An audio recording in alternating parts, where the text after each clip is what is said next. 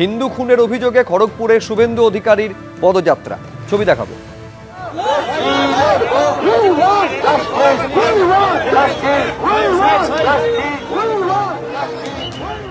অন্যদিকে ইডি রাজ্যে হস্তক্ষেপ করলেন না প্রধান বিচারপতি।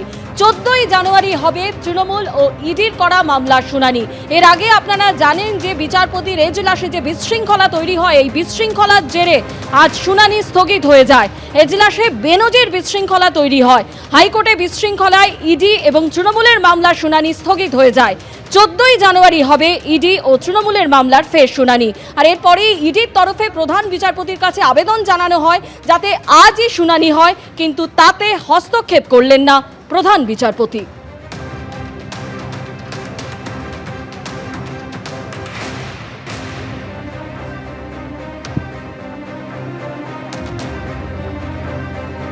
সাহেব যথেষ্ট চেষ্টা করেছিল, বড় একটু হই হচ্ছিল, তা সেই জন্য জজ সাহেব আজ শুনলেন না, বললেন না আমি এইভাবে মামলা শুনি না। 14 তারিখে রেখেছি। আমি নিজে রিকোয়েস্ট করেছি জজ সাহেব পারবেন, সে আমি আর কি করবেন, সে কি করবেন, অত লয়ার ঢুকে গেছে। জজ সাহেব শুনতে চাননি, এইটাই আমি বললাম, কিন্তু আমি তার মানে বলছি না যে এটা বিশৃঙ্খলা বা শৃঙ্খলা, সেটা জজের ব্যাপার, জজ ডিসাইড করবে। বিশৃঙ্খলা করেছে তৃণমূল কংগ্রেস তার লয়ারদেরকে দিয়ে, মমতা ব্যানার্জি তার নির্দেশে করেছে, এবং এরা কালকে যে গরিত অপরাধ করেছে এবং ইডি যেভাবে মুভ করেছে থ্রু লয়ার, একদম ল পয়েন্ট অফ ভিউতে একদম জাস্টিফাইড। এবং মমতা বন্দ্যোপাধ্যায় জানে, রাজীব কুমার জানে পরিণতি কি হতে যাচ্ছে। আপনি রুল 26টা পড়ে নেবেন, ভায়োলেশন অফ দি মানে serious offence, it's a criminal offence. আর এখানে প্রভাবশালী বলে বাঁচার কোনো জায়গা নেই। এই কাজটা যেদিন আমার বাড়িতে সিআইডি পাঠিয়েছিল, সেদিন যদি আমি করতাম, আমি কি বাইরে থাকতাম না জেলে যেতাম? আজকে রানাঘাটের সভা থেকে আক্রমণ শানিয়েছেন অভিষেক বন্দ্যোপাধ্যায়। বাংলায় এসে আমাদের চমকাচ্ছে ধমকাচ্ছে, একদিকে কমিশন আরেকদিকে ইডিকে লাগাবে, যা খুশি করো, বিজেপির জল্লাদের কাছে মাথা নত করব না। দেখুন কি বলেছেন। 2019 সালে ঈশ্বরচন্দ্র বিদ্যাসাগরের মূর্তি ভেঙেছিল বিজেপির নেতা কর্মীরা, যে না থাকলে আজকে নিজের বাবা মায়ের নামটা ওই অমিত শাহ নরেন্দ্র মোদী লিখতে পারতো না। তারা বাংলায় এসে আমাদের ধমকাচ্ছে, আমাদের চমকাচ্ছে। আরে ভুলে গেছো মমতা বন্দ্যোপাধ্যায় রাতারাতি তৈরি হয়নি। ভাবছে একদিকে ইসিকে লাগিয়ে, ইলেকশন কমিশনকে লাগিয়ে মানুষের ভোটাধিকার কেড়ে নেব, আর আরেকদিকে ইডিকে লাগিয়ে বিরোধী দলের কণ্ঠরোধ করব। আরে তুমি ইডি লাগাও, তুমি সিবিআই লাগাও, বিচার ব্যবস্থা লাগাও, তুমি ইনকাম ট্যাক্স লাগাও, তুমি যত অর্থবল তোমার কাছে রয়েছে লাগাও।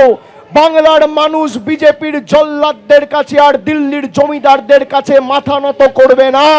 ইতিমধ্যেই কিন্তু 3টি মামলা দায়ের হয়েছে। একটা পুলিশ স্বতঃপ্রণোদিত মামলা করেছে, 2টি মামলা মমতা বন্দ্যোপাধ্যায় অভিযোগ করেছেন, একটা শেক্সপিয়ার সরণি থানায় এবং আরেকটি করেছেন একেবারে যেটা ইলেকট্রনিক্স কমপ্লেক্স থানায়। এই গতকালকের ঘটনাতে কোন কোন মামলা এখনো পর্যন্ত দায়ের হয়েছে আমি এই প্রতিবেদনে রাখবো, তারপর আমি সিপিআই এর প্রতিনিধির কাছে আসছি। কয়লা পাচার মামলায় আইপ্যাকের কর্ণধার প্রতীক জৈনের বাড়ি ও সেক্টর 5-এর অফিসে ইডির হানা। খবর পেয়ে 2 জায়গায় মুখ্যমন্ত্রীর পৌঁছে যাওয়া, সবুজ ফাইল হাতে তাঁর বেরিয়ে আসা, সব মিলিয়ে বৃহস্পতিবার দিনভর নাটকীয় পরিস্থিতি ঘিরে উত্তাল জাতীয় রাজনীতি।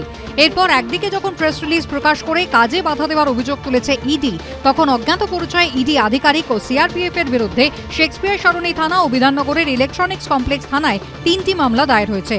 এর মধ্যে 2টি মামলাই দায়ের হয়েছে তৃণমূল নেত্রীর অভিযোগের ভিত্তিতে এবং তৃতীয় স্বতঃপ্রণোদিত মামলা দায়ের করেছে পুলিশ। সূত্রের খবর, বৃহস্পতিবার রাতেই শেক্সপিয়ার সরণি থানায় জোড়া মামলা দায়ের হয়। একটি মমতা বন্দ্যোপাধ্যায়ের ইমেলে পাঠানো অভিযোগের ভিত্তিতে, অন্যটি পুলিশ স্বতঃপ্রণোদিতভাবে মামলা দায়ের করেছে। ভারতীয় ন্যায় সংহিতা অনুযায়ী হুমকি, চুরি, অনধিকার প্রবেশের অভিযোগের ধারা দেওয়া হয়েছে। এর মধ্যে চুরির অভিযোগ 303-এর 2 নম্বর ধারা জামিন অযোগ্য, পাশাপাশি তথ্য প্রযুক্তি আইনেও ধারা দেওয়া হয়েছে। আমি কাল যা করেছি as a all India Trinamool কংগ্রেসের চেয়ারম্যান করেছি, এবং যা করেছি আমি কোনো অন্যায় করিনি। তুমি আমায় খুন করতে এসছো, আমার আত্মরক্ষা করার অধিকার আছে। চোরের মতো কেন এসছো? তুমি চুরি করে সব মানুষের এসআইআর এর ডাটা তুলে নিয়ে যাচ্ছিলে। তুমি আমার বিএলএ 1 এর ঠিকানা, বিএলএ 2 ঠিকানা, সাধারণ মানুষের দরখাস্ত, তুমি সমস্ত ডেটা আমার অফিস থেকে চুরি করছিলে, যে অফিস আইপ্যাককে আমরা অথরাইজ করেছি। পুলিশ সূত্রে দাবি, বহু ক্ষেত্রেই ইডি সিবিআই পরিচয় দিয়ে লুঠের ঘটনা ঘটে। অতি সম্প্রতি শেক্সপিয়ার সরণি থানা এলাকায় শুল্ক দফতরের আধিকারিক পরিচয় দিয়ে লুঠের ঘটনা ঘটেছিল। এরকম খবর সামনে আসার পরই পুলিশ আধিকারিকরা সেখানে পৌঁছন। ইতিমধ্যেই ওই বিল্ডিংয়ের প্রত্যক্ষদর্শী যারা ছিলেন তাদের স্টেটমেন্ট রেকর্ড করা হয়েছে, সিসিটিভি ফুটেজ বাজেয়াপ্ত করার প্রক্রিয়া শুরু হয়েছে। বৃহস্পতিবার প্রতীক জৈনে লাউডন স্ট্রিটের বাড়ির পাশাপাশি সল্টলেক সেক্টর 5-এ আইপ্যাকের দপ্তরেও হানা দেয় ইডি। সেখানেও পৌঁছে যান মুখ্যমন্ত্রী। এই কারণে তাঁর করা অভিযোগের ভিত্তিতে বিধাননগর কমিশনারেটের অন্তর্গত ইলেকট্রনিক্স কমপ্লেক্স থানাতেও মামলা রুজু হয়েছে। এরকম নজির পশ্চিমবাংলায় এই মুখ্যমন্ত্রীর রাজত্বে অন্তত 100টি রয়েছে। বিগত দিনের মতো এই 3টে মামলার পরিণতিও হবে বলে আমার বিশ্বাস। এই মামলার কোনো বেসিস নেই।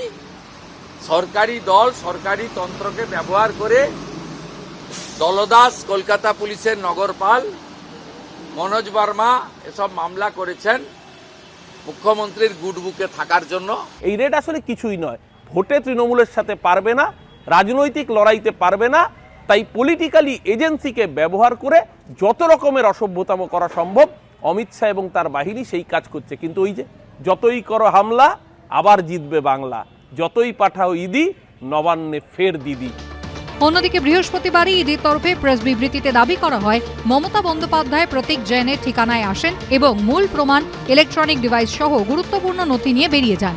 এরপর মুখ্যমন্ত্রীর কনভয়ে আইপ্যাকের অফিসে যায়, যেখান থেকে মমতা বন্দ্যোপাধ্যায় ও তাঁর সহযোগীরা এবং রাজ্য পুলিশের কর্মীরা জোর করে নথি ও বৈদ্যুতিন প্রমাণগুলি সরিয়ে ফেলেন।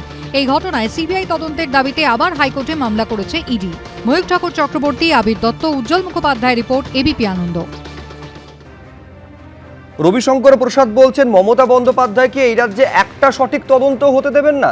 আমি বলছি কেন্দ্রীয় এজেন্সিগুলোকে এতটা অসহায় সৈকত, মানে কোনো একটা কেন্দ্রীয় এজেন্সি তারা সুষ্ঠুভাবে তদন্ত করতে পারবে কিনা সেটা নির্ভর করবে রাজ্যের মর্জির ওপরে, রাজ্য সরকারের মর্জির ওপরে, মমতা বন্দ্যোপাধ্যায়ের মর্জির ওপরে।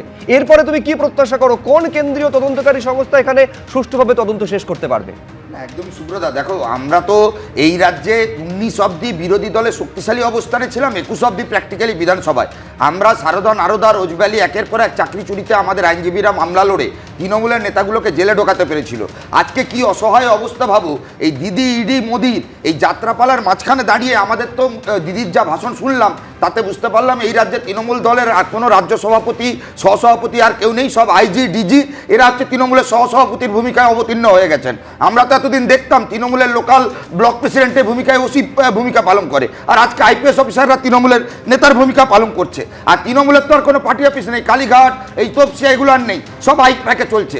বিডিও অফিসগুলো তালা মেরে দেওয়া হোক, লোকাল থানাগুলো তালা মেরে দেওয়া হোক, আইপ্যাকের কাছে এখন সব চিঠি চাপাটি সাধারণ মানুষ করবে। আমি বলছি শুভেন্দু অধিকারী 2020 সালে কোন দল করতেন? তৃণমূল কংগ্রেস। এই কয়লা পাচারের মামলা 2020 সালে। আজকে মমতা বন্দ্যোপাধ্যায় বলছেন কয়লার টাকা শুভেন্দু অমিত শাহের কাছে পাঠান। তাহলে কি দিদিমণির ট্রেনিং দিয়েছিলেন কয়লা পাচারের টাকা শুভেন্দুর মাধ্যমে অমিত শাহের কাছে পাঠাতেন? এই জগন্নাথ বাবু আরএসএস আর দিদিমণি কালীঘাটে মিটিং করাতেন, আর আজকে এই জগন্নাথ বাবু বিজেপির নেতা ছবি কথা বলে। ভাই 2014 এই আইপ্যাক বিজেপির টিম ছিল, আজকে দিদির টিম হয়েছে। কেন গতকাল অঙ্কন প্লিজ আমার গলাটা খারাপ, আমি বলছি গতকাল অঙ্কন এক লাইন প্লিজ। গতকাল সন্ধ্যাবেলা মাননীয় মুখ্যমন্ত্রীর পার্সোনাল আইপিএস পুলিশ নিরাপত্তা রক্ষীর যে দায়িত্বে থাকা অফিসার তিনি কেন নাড্ডার হোটেলে গেছিলেন?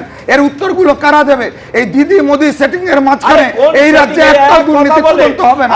আমরা প্রথম থেকে বলছি চোরেদেরকে তাড়াতে এই রাজনৈতিক দলের সঙ্গে কার সেটিং আছে আমরা জানি না, কিন্তু আমাদের প্রশ্ন হচ্ছে একটা তদন্ত যখন চলছে সেই তদন্তটা সুষ্ঠুভাবে হবে না কেন? কেন কেউ একজন একেবারে ভেতরে যাবেন এবং তারপর কার্যত বাধাহীনভাবে যাব ফাইল এবং ল্যাপটপ থেকে শুরু করে মোবাইল ফোন নিয়ে আসবেন, অন্যদিকে পুলিশ কর্মীরা নিরাপত্তা কর্মীরা তারা সেই একই কাজটা করবেন কার্যত? কোনো বাধার মুখে কেন তাদের পড়তে হচ্ছে না? এরপরে তদন্ত দিনের আলো দেখবে, এই প্রত্যাশাটা আদৌ কি করা যায়? এবিপি আনন্দ, এগিয়ে থাকে, এগিয়ে রাখে।